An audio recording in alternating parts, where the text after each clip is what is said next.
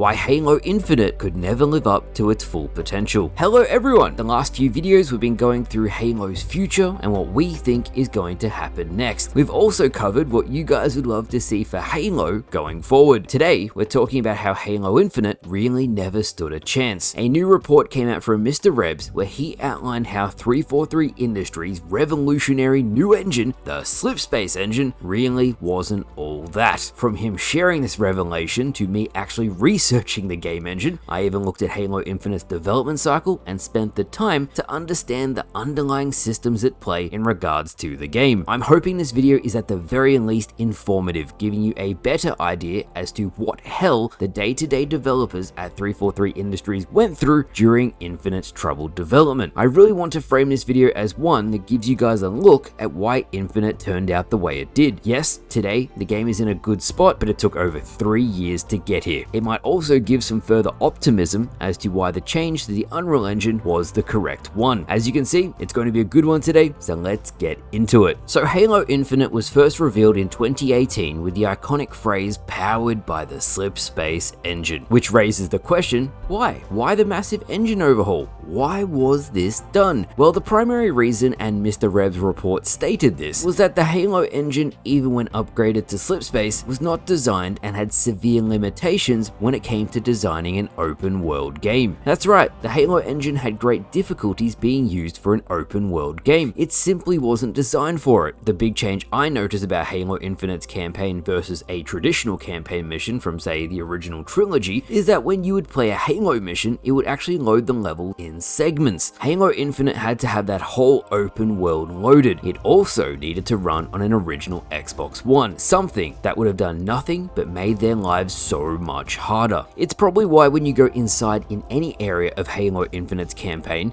it is completely closed off from the outside world. This means the game only has to load everything in a linear style Halo level environment, not the open world too. Now, brute forcing the Halo engine to do this when there was massive drawbacks by doing so, it had Mr. Rebs even say himself it was doomed from the start, and that's quite a thing to say. No doubt developing Halo Infinite whilst upgrading the engine absolutely drained resources from the studio, but there was even images of a planned snow biome, the space rhinos, so many things were planned for Halo Infinite, but due to time, the pandemic, the engine, it all started to pile together and became a huge nightmare. It would not surprise me at all that due to these issues, that's why Halo Infinite's campaign was cut down so drastically in size. People approximated that 2/3 of Halo Infinite's campaign was cut, but that's just from the information we have available. If you were curious as to what got cut from Halo Infinite's campaign, different biomes were planned, there were scenes from trailers not making it into the game, we even have the fabled cut campaign DLC, which by the way is now going into a book. I always wanted a scarab fight with Halo Infinite, a banished scarab. Unfortunately, this did not come to pass. Now, the reason why this is so important, and I tend to agree with Mr. Rebs on the fact that Halo Infinite didn't have a chance from the beginning, was that because Halo needed to develop a game and a game engine, and then the engine wouldn't cooperate, that equaled extremely bloated development times, which then in turn meant huge amounts of technical debt was accrued to get things out the door by release. The problem with that is that yes, it was a marathon for developers at the studio just to get the game to release, but for the public, that was the starting line. Halo Infinite was received well, but then when you need to release content right away, the engine won't allow you to add anything, and then when you actually need to make one change to the game, you need to go to lunch because it will take so long. Not an exaggeration, by the way, it was that bad. That was when 343 Industries decided to try and fix the engine, fix the technical debt, and improve their workflow so they could actually release content at a steady pace. That's why Joe Staten literally said, go slow now to go fast later. It's the primary reason why Microsoft elected to move to Unreal. The workflow is just so much better. Slipspace, even with over a year of work done to it, just simply wasn't cooperating. Yes, they got it to a point now where they could release a small amount of content each season, some cosmetics, a new sandbox item, and a new map, but compared to other games on other engines, it is still minimal in comparison. Here's what I heard from my own conversations. Because of those engine limitations, that's where the Battle Royale Project Thankyou ran into issues. There was huge stability problems, huge issues with loading in players. Even with some of the most talented developers in the world, the Halo engine just wouldn't cooperate. And that's something that I do feel for the developers who were at 343. They were working as hard as they possibly could because they knew their players wanted content, and yet there was absolutely nothing they could do. It's funny, from that one decision to follow trends to do a quote-unquote open world Halo campaign that now we know is only semi-open world, as the engine wouldn't allow for a full open world campaign, from that decision spawned the avalanche of issues to follow. That's probably the primary reason why 343 spent their time decoupling the campaign from the multiplayer. With the two separated, they didn't have to test the campaign every single time they'd release new content. By having them linked, there was always a chance it would break everything. I could honestly go on and on and on about how many problems the engine itself caused, but the one I'll focus on, which caused great difficulty, and you can go read the presentations for yourself on this, is the frame rate. 343 ran into numerous hurdles trying to get the Halo engine to go above 60 frames per second and have a variable frame rate. That was the first of many challenges, as the engine just would not cooperate and took a lot of time. Slipspace was truly different to the engine that came before it because it was brute force to meet the needs of a modern title. This unfortunately had major consequences and became a major time sink. If you're looking for someone to blame, it falls squarely on leadership. The developers were almost given an impossible task with the open world campaign, and because of that, Infinite launched without key features like Forge, unique custom game options, theater mode accuracy, saving films, and other quality of life options that just didn't function correctly. All of those issues stemmed from the engine not wanting to cooperate, exacerbated by the pandemic and Microsoft's decision to use contract workers, something that definitely didn't help when new employees would come in and have absolutely no idea what they're doing. They would spend months learning a foreign engine they had never used before. It is no surprise really that Halo Infinite turned out the way it did. It became so much effort to fix and maintain the Slipspace engine that the entire team associated with its maintenance and development were laid off from 343, who then changed their name to Halo Studios. I do have respect for the developers who took the time to fix numerous networking issues under the hood and to get the game where it should have been at launch, but I truly hope that Microsoft now has learned their lesson. Halo Infinite really hurt their bottom line. It cost them so much money. As of today, Halo Infinite now turns a tidy profit, as the game is where it should have been at launch, but it took far too long to get there. And what I will say is fans will not accept another game that launches in a broken state. I cannot make that any more clear. That's why I believe the change to the Unreal Engine was the correct one, as it will allow the developers to do more